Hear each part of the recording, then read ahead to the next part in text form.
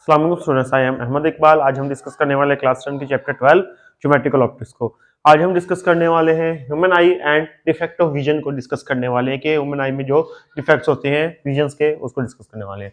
सबसे पहले देखते हैं कि ह्यूमन आई हम पॉइंट ऑफ व्यू, फिजिक्स के पॉइंट ऑफ व्यू से देखेंगे क्या है कि ये एक कैमरे की तरह, इंसानी आंख जो होती है वो कैमरे की तरह एक्ट कर रही होती है। यहाँ पे हमारे पास कैमरे में क्या होता है कि पीछे एक फिल्म होती है, हमारे पास मौजूद होती है, फिल्म प्लेट होती है जो जो लाइट सेंसिटिव प्लेट होती है। यहाँ पे हमारे पास क्या मौजूद होता है, एक रेटिना होता है जहाँ पे क्या बन रही होती है, एक इमेज फॉर्म हो रही होती है जब यहाँ पे एक लाइट पड़ रही होती है। तो देखते हैं कि human I act like a camera, कैमरे के तौर पे एक्ट करती है। इन प्लेस ऑफ फिल्म की जगह पे the retina records the picture. Record कौन सी चीज करती है? रेटिना पिक्चर को रिकॉर्ड करती है। The human I has refracting system, यानी कि इंसानी आंख में रिफ्रैक्टिंग सिस्टम होता है। रिफ्रैक्टिंग सिस्टम मींस कि यहाँ पे लेंसेज वर्क कर रहे होते हैं, जैसे कि टेलीस्कोप में, माइक्रोस्कोप में जो कि लेंसेज होते हैं, ये सारी की सारी रिफ्रैक्टिंग टेलीस्कोप होती है, और माइक्रोस्कोप में ये सारे के सारे रिफ्रैक्टिंग सिस्टम होता है। यहाँ पे हमारे पास यहाँ पे क्या मौजूद होता है, कन्वर्जिंग लेंस मौजूद होते हैं। Converging system containing a converging lens, जो कि किसके ऊपर कंटेन कर जाता है, हमारी आंख कन्वर्जिंग लेंस के ऊपर कंटेन कर रही होती है।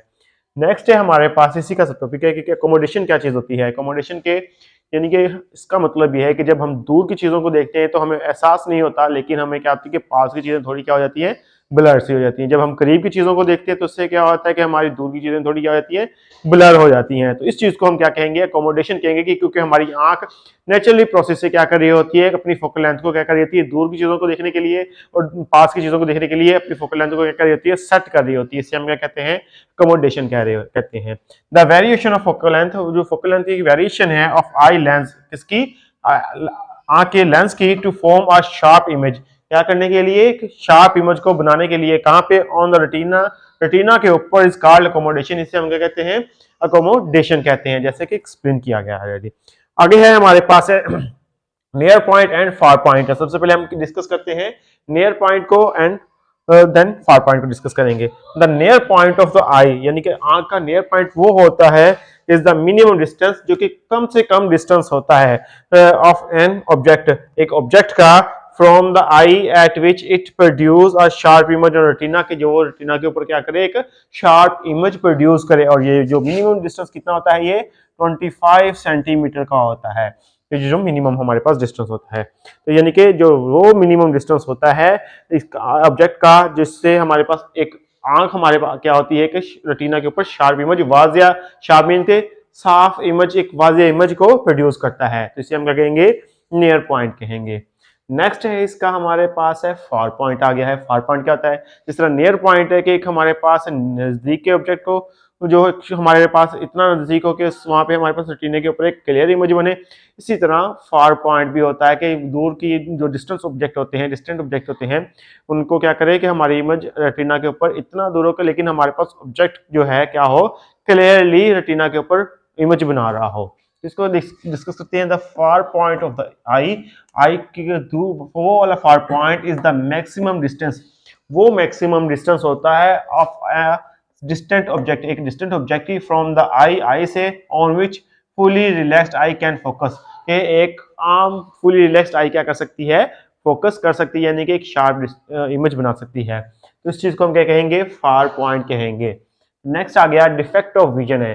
अब हमारे पास क्या आती है कि डिफेक्ट ऑफ विजन होती है, कुछ लोगों को करीब की चीजें साफ दिखाई देती हैं और कुछ और लोगों को दूर की चीजें क्या कर रही होती हैं, साफ दिखाई देती है, और करीब की चीजें साफ नहीं दिखाई देती हैं।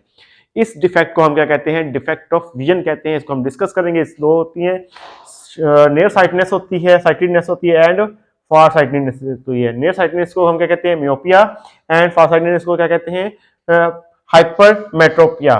तो हाइपरमेट्रोपिया, इन दो चीजों को हम डिस्कस करेंगे। सबसे पहले देखते हैं कि डिफेक्ट ऑफ विजन को कैसे डिफाइन कर सकते हैं। Ability of the eye to see image, यानी कि किसी भी आंख की इनएबिलिटी इमेज को देखने के लिए ऑब्जेक्ट क्लियरली, कि वो उसको क्या कर सके, क्लियरली देख सके, इज कॉल्ड डिफेक्ट ऑफ आई, यानी कि उनको क्लियरली ना देख सके, हमारे पास उसकी आंख की इतनी एबिलिटी नहीं होती कि ऑब्जेक्ट को क्लियरली ना देख सके। इससे हम क्या कहते हैं, डिफेक्ट ऑफ विजन कहते हैं। इस तरह हम डिफेक्ट ऑफ विजन को क्या कर सकते हैं, डिफाइन कर सकते हैं। नियर साइटनेस मियोपिया क्या हो, कैसे डिफाइन करेंगे, सम पीपल, कुछ लोग, can not see distant object, दूर की चीजों को नहीं देख सकते clearly, without the aid of spectacles, तो ग्लासेस के बगैर ये नजर की जो ग्लासेस होती है उनके बगैर नहीं देख सकते, लेंसेज के बगैर। This defect of vision is known as short sight और नियर साइटेडनेस कहते हैं इसे। शॉर्ट साइट या फिर हम क्या कहते हैं, नियर साइटेडनेस कहते हैं। नेक्स्ट टॉपिक है हमारे पास फार साइटेडनेस या हाइपरमेट्रोपिया। ये क्या कहेंगे कि द एबिलिटी ऑफ आई, आंख की वो ability to form distinct image, ये कि एक वाज़ेह इमेज बनाए of nearby object on retina is known as far sightedness. इसे हम क्या कहते हैं, फार साइटेडनेस कहते हैं। ये था हमारे पास आज का टॉपिक। आई होप आपको समझ आई होगी। आज के लिए इतना काफी है। अल्लाह हाफिज।